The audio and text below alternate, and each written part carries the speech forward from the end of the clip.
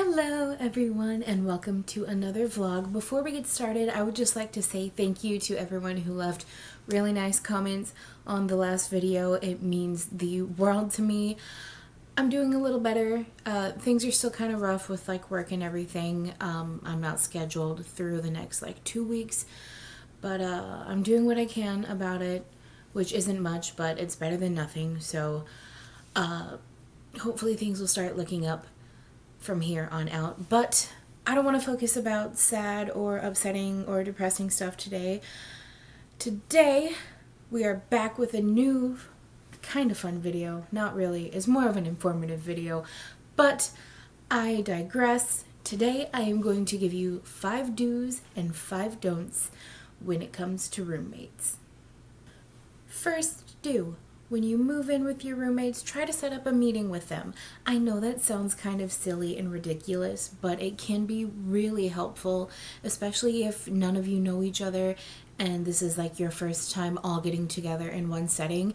It can really help to sit down and have a meeting with everyone, get to know each other, get to find out a little bit more about, like, if you're in school, like class schedules and stuff like that, so you can see, when everyone's going to be around and stuff like that. And then it can also help to set up, like cleaning, like who wants to do such and such and who wants to do this and what days. That way one person isn't feeling like they're doing everything. And that is something that I have had an issue in my apartment, because I do all of the cleaning. I am the one that does everything. And it's because every time I try to set up a meeting, none of my roommates want to do it. So I'm stuck just cleaning up myself because they don't want to do it. So if you can, try and sit down with your roommates, have a meeting, get everything all set up together, and hopefully that will really help with the transition between living on your own and living with roommates.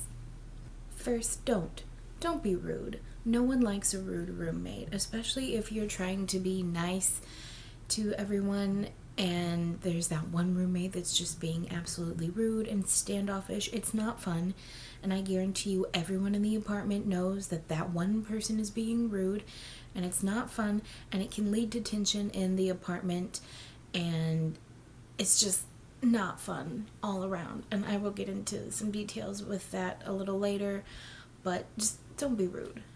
Don't be like standoffish. Don't like give people the cold shoulder for no reason, stuff like that. Don't slam doors. It's just mean. Like, just don't do it. Try to be as friendly as possible. I know it can be hard, especially if you don't know the people that you're moving in with, but I promise you it's a lot better if you're not rude 24/7. Second do: establish communication within all of your roommates. You can even do that before you even move in. For example, if it's campus housing at a university, a lot of times they'll send you an email with the names of your roommates and their phone numbers so that you can contact each other and be like, hey, I'm gonna bring this and this for the kitchen, or I'm going to bring this and this for the bathroom. What do you want to bring? Because that's really helpful, especially when you're moving in, because you don't want like 3 different soup pots for the kitchen. It's a lot easier if one person says, oh, I'll bring a soup pot. Another person says, oh, I'll bring some frying pans. Another one says, oh, I'll bring a spice rack. It really helps to be able to talk with your roommates before you move in. And then even after you've moved in, it's really helpful. For example, if maintenance is coming in and you're not allowed to be in the house, someone can text the group and be like, hey, we can't be at home right now, just wanted to give you a heads up. Or if you have roommates that like to do things for each other, like set out candy for Halloween or Christmas or stuff like that, it's just really nice to be able to drop a text message and be like, hey, I brought stuff for the apartment, everyone can enjoy it if they want. And it's really easy to have a line of communication, and it's really helpful because it can just, like, it keeps everyone in the know and it keeps everyone on the same page with everything that's going on in the apartment. Don't number two, don't talk behind people's backs. That's just rude, especially if you're living in the same apartment. Like, I get it. Sometimes you just want to spill tea with your friends, and sometimes your roommates will do something that is frustrating and that you don't like. But I guarantee you, you will make it 100 times worse if you're talking about one roommate to your other roommates, because word is going to get back around to that roommate that you're talking about, and it's going to make tensions worse, and it can really just explode into a dramatic problem that could have been avoided if you hadn't decided to say something to one of your other roommates. And again, I know it's hard. I'm guilty. I like to gossip about people when they're being mean to me. It's really bad. I need to work on it a lot. But especially in such an intimate setting as a roommate apartment, you really have to do your best not to talk about your other roommates behind their back. Do number three, clean up after yourself. You would think that that's common sense. And for some people it is. But for some, especially in my situation, I'm significantly older than most of my roommates. And they're all, some of them are 18 or 19, and it can be like this in any apartment setting.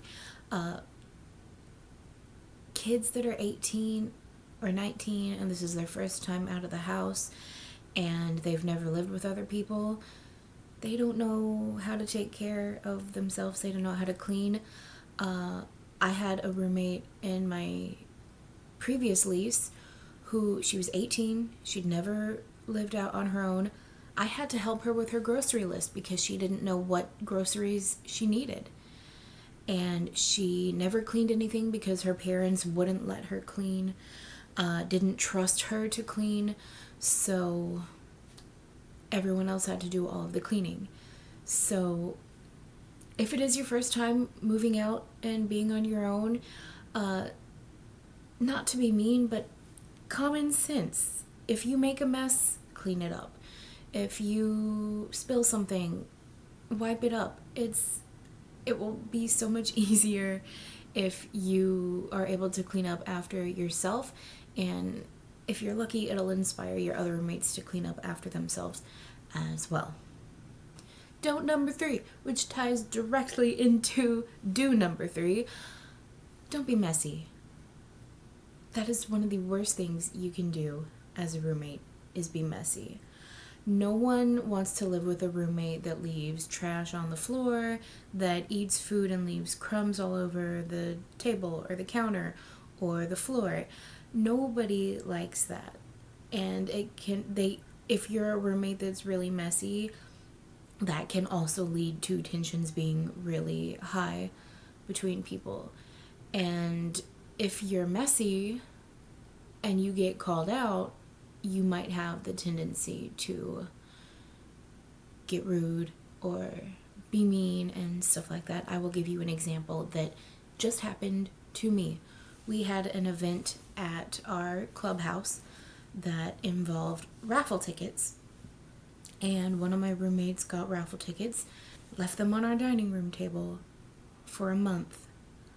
I left them because I was like, surely she's going to understand that that's her garbage and she needs to do something about it. She didn't. So I finally sent a message to the group, and she exploded.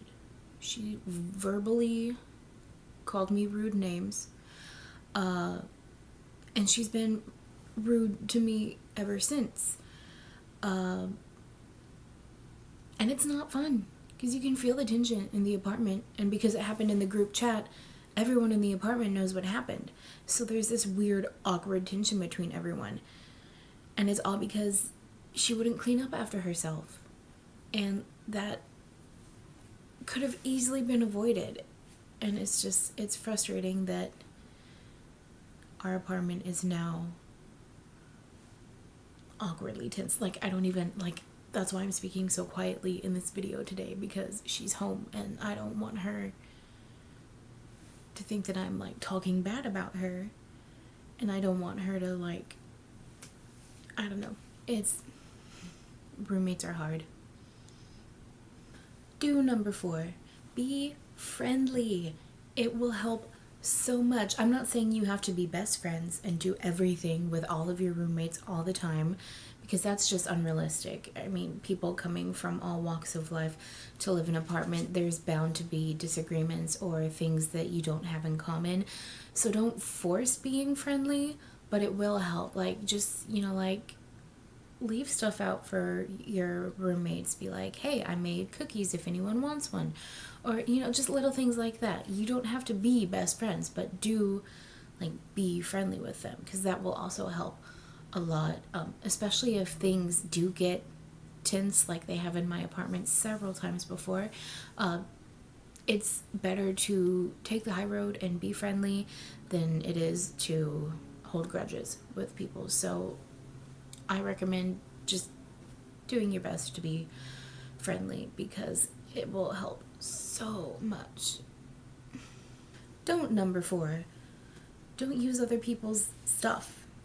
Like, be friendly with your roommates, and like, it helps. Like, for example, a lot of stuff in the refrigerator that like everyone might use, like ketchup or mustard or like condiments, stuff like that, butter, that in the past has worked great, like as a kind of communal thing. Like, if everyone's gonna use it, then just take turns buying butter. That way no one's having, like, I mean, first of all, 4 containers of butter in one refrigerator is going to take up a lot of space, and secondly, it's so expensive for everyone to keep buying butter. So it makes sense to like take turns buying it, but don't use people's stuff that they don't want you to use. Like, if they have like leftovers from somewhere, don't eat their leftovers, don't use their stuff. Even stuff like pots and pans and stuff, unless they've explicitly told me that I can use them, I will text them to ask to use them before I use them, because it just feels nice, and I don't want it to be awkward if like someone comes in and sees me using their frying pan and they're like, oh, I didn't give you permission to do that. So use discretion when you're using other people's stuff, as far as like appliances and stuff go. And food is just like never, especially if you have a roommate that has food allergies or can only eat certain foods. Definitely don't touch their stuff. Just don't do it. Do number 5, let your roommates know if you're gonna have people over, especially if it's late at night. It's common courtesy.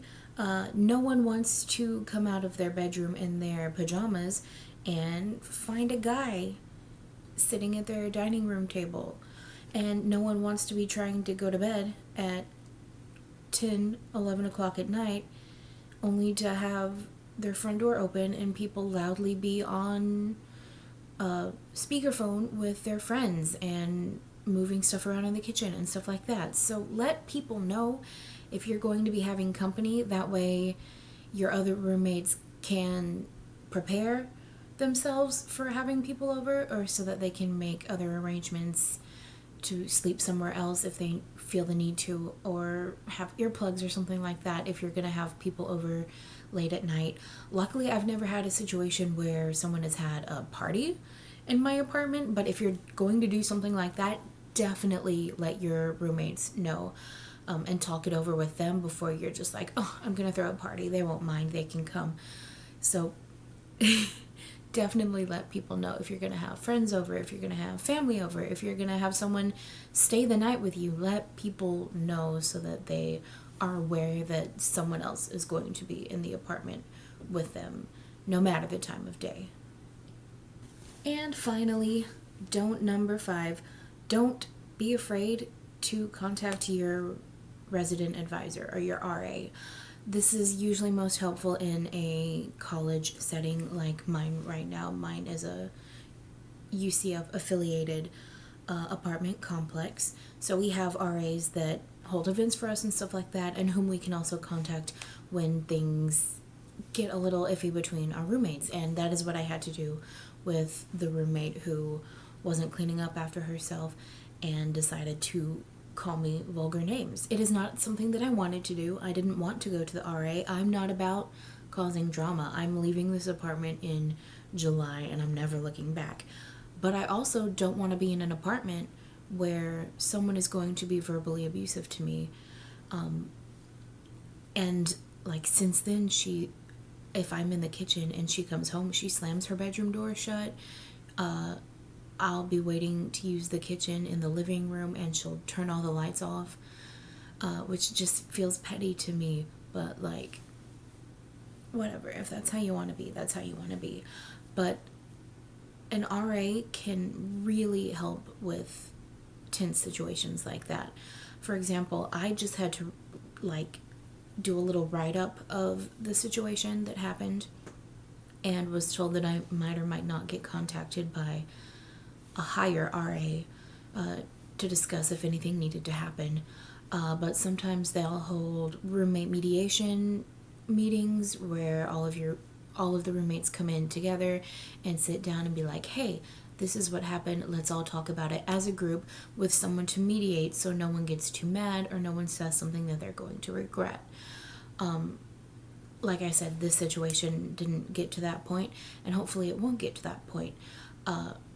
And no one wants to be the like tattletale that goes to the RA in rough situations, but sometimes you have to do that to make sure that you're safe and that you feel comfortable in your apartment. And if it gets to a point, they should be able to either move you to a different apartment or move the other person out, which hasn't happened in the past for me. Or they should be able to terminate your lease so that you can move somewhere else, which is not something that you want to have to do, especially if it's the middle of a semester. But you have to do what you have to do to make sure that you are safe in your own apartment. So never be afraid to contact your RA, because they are there to help you and they are there to make sure that you feel comfortable in your own apartment, and they are one of the best tools that you can have when you're living in a campus affiliated apartment. So obviously that was only like 10 things to help with roommate situations, and honestly I could probably go on for an hour or two about all the different roommate problems that I've had and things that I wish could have gone better or things that I had done better. But that's not what I wanted to talk about. I'm just trying to give advice from my experiences so that some of you that are either going into college or that are in apartment situations can kind of have some guidelines about what to do when you're moving into an apartment, or those of you that are already in apartments can kind of, hear stories that are similar to yours, or things that might help you out if you're in a tough space with your roommates. So I hope this video was informative for you. If not, I'm really sorry. I just felt like I needed to talk about roommate stuff, since roommates have been on my mind a lot lately with all of this stuff happening. But if you liked this video, don't be afraid to give it a thumbs up. Go ahead and subscribe if you haven't already, or don't. I'm not here to tell you what to do. If you have any questions, comments, ideas, concerns for my sanity, leave them down below in those comments. Thank you all so much for watching. Have a wonderful day. And if you live in America and you're over the age of 18, go vote!